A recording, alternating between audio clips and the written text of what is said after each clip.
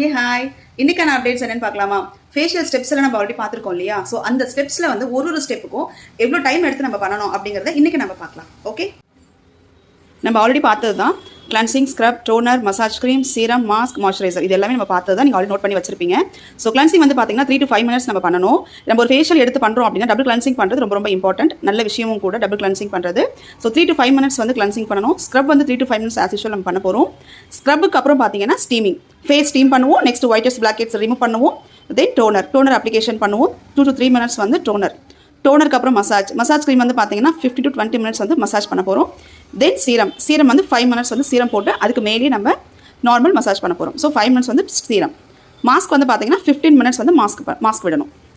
So இதெல்லாம் complete பண்ணுறதுக்கு 40 to 45 minutes maximum ஒரு ஃபேஷியலுக்கு நம்ம ஸ்பெண்ட் பண்ண போகிறோம்.